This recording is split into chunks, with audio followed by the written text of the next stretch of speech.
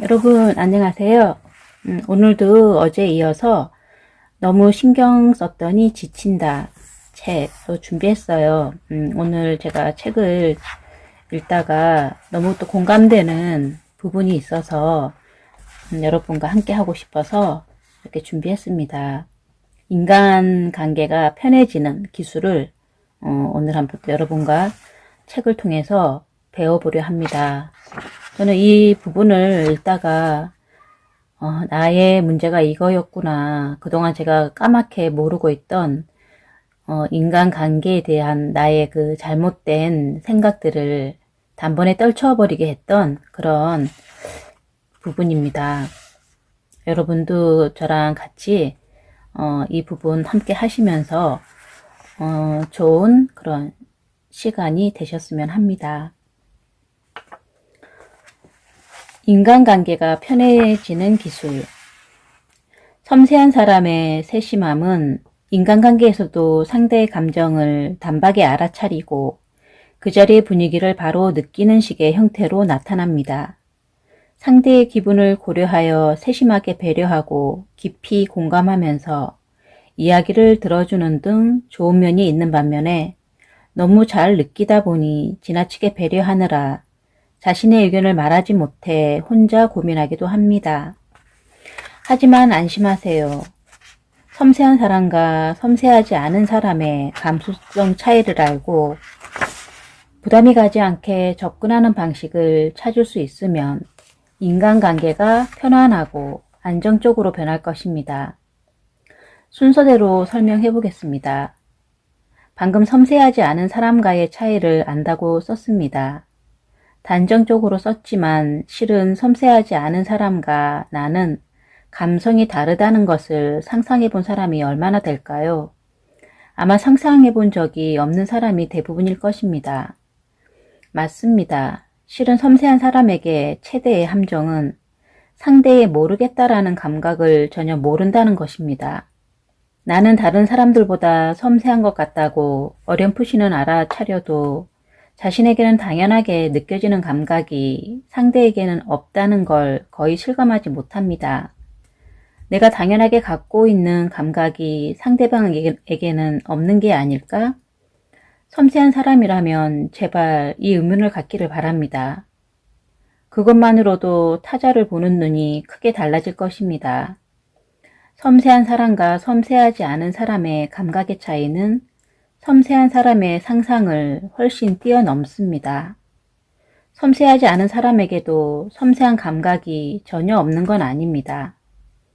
단지 섬세한 사람은 특히 느끼는 힘이 강하여 상대도 자신과 똑같이 느끼고 있을 거야 라고 믿었다가 섬세하지 않은 사람을 만나면 그 믿음이 깨지면서 상처를 받게 되는 것입니다. 둘 중 잘못된 행동을 한 사람은 아무도 없는데 말이지요.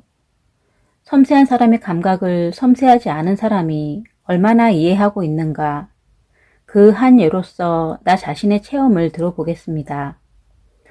내 부모님은 다정하고 아주 좋은 사람들입니다. 하지만 인간이라서 화를 낼 때도 있습니다. 엄마가 짜증을 내면 저는 엄마의 심기가 불편하다는 걸 느끼고 덩달아 마음이 불편해졌습니다. 엄마의 심기가 불편한 날 저녁 준비를 할 때면 내 방에 있어도 도마 소리가 평소보다 크게 들리곤 했습니다. 어느 날 가족회의에서 엄마가 기분이 안 좋으면 바로 알 수 있어서 그 도마 소리가 싫어 라고 부모님에게 털어놓은 적이 있습니다. 두 분 모두 앗 하고 마주보더니 도마 소리가 크게 들리는 건 우리 집이 목조라서 그래 라고 말했습니다. 아니야, 목조라서 그런 게 아니라. 저는 어린 시절부터 어물어물 엄마의 기색을 살폈습니다. 도마 소리로 엄마의 기분을 느꼈다고 말하려 했으나 엄마와 아빠는 의아해하는 표정만 지을 뿐이었습니다. 왜 말이 통하지 않았는지 그때는 알지 못했습니다. 심기가 불편했던 걸 인정하고 싶지 않아서 목조로 지은 집 탓으로 돌린 것일까? 내 설명 방식이 나빴을까? 이런저런 이유를 생각해 보았으나 어느 정도 정답은 아니었습니다. 아빠와 엄마는 정말로 아무것도 모르는 것 같았습니다. 심기가 불편하면 바로 소리로 드러나서 그게 고통이었는데 아빠도 엄마도 정말로 잘 모르는구나. 애초에 이해할 수가 없는지도 몰라. 그렇게 깨달은 때는 그 일이 있고 수년 후였습니다. 소중한 가족이 내 감각이나 기분을 통 이해하지 못하다니 그것은 큰 충격이었습니다. 하지만 정말로 이해하지 못하는구나 라고 깨달은 후에 부모님이 모르겠어 라고 말했던 적이 기억납니다. 널 잘 모르겠어. 몇 번이나 그렇게 말했는데도 난 모를 리가 없어. 이해하려고 하지 않을 뿐이야. 라고 생각했습니다.